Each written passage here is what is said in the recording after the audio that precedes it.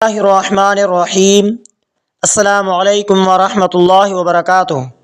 معزز سامعین اکرام، آج میں آپ کی خدمت میں حاضر ہوا ہوں، ایک ایسا وظیفہ لے کر حاضر ہوا ہوں جو شوہر کو محبت پر مجبور کرنے والا عمل۔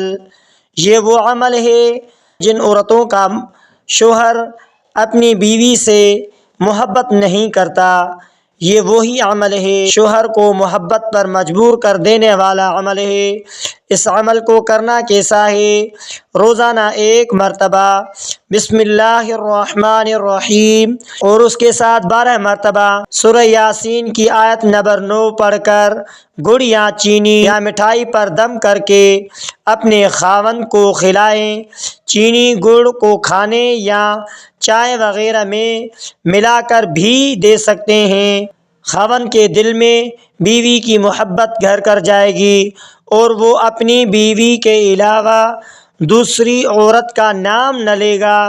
خاوند بیوی کے دل میں اپنی محبت بڑھانے کے لیے بھی یہ عمل کر سکتا ہے۔ اگر کوئی بیوی اپنے خاوند سے بھی محبت نہیں کرتی تو وہ بھی یہ عمل کر سکتا ہے، یعنی بسم اللہ الرحمن الرحیم کے ساتھ 12 مرتبہ سورہ یاسین کی وہ آیت، یعنی وَجَعَلْنَا مِن بَيْنِ أَيْدِيهِمْ سَدًّا وَمِنْ خَلْفِهِمْ سَدًّا فَأَغْشَيْنَاهُمْ فَهُمْ لَا يُبْصِرُونَ، اس کو 12 مرتبہ پڑھ کر گڑ یا مٹھائی یا چینی پر دم کر کے ویسے کھلائیں یا چائے وغیرہ میں پلائیں تب بھی ٹھیک ہے۔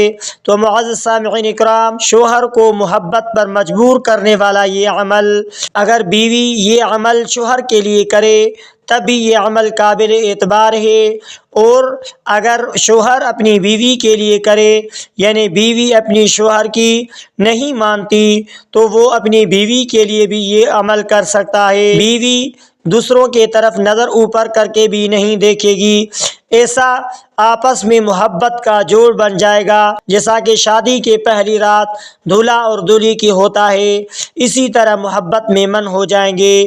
تو اس کے ساتھ نماز پنجگانہ بھی ہونا ضروری ہے، اور تہجد کے وقت یہ عمل کر کے اگر گڑ یا مٹھائی یا چینی وغیرہ پر دم کر کے اس کو کھلائیں یا پلائیں تو اور بہتر ہوگا اور فائدہ مند ہوگا۔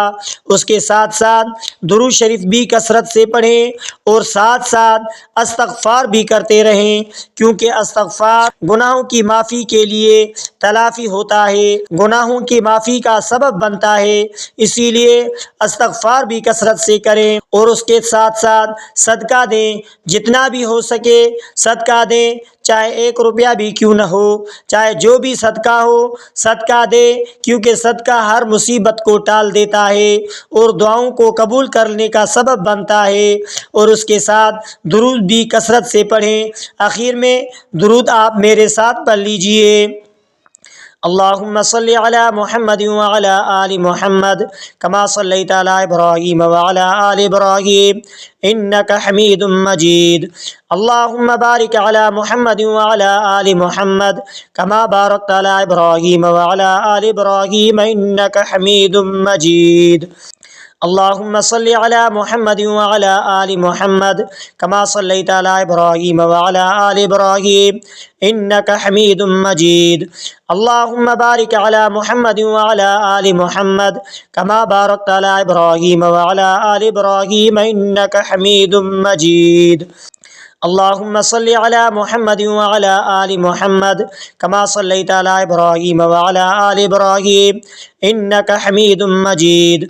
اللہم بارک علی محمد وعلی آل محمد کما بارکت علی ابراہیم وعلی آل ابراہیم انک حمید مجید۔ اللہم صلی علی محمد وعلی آل محمد کما صلیت علی ابراہیم وعلی آل ابراہیم انک حمید مجید۔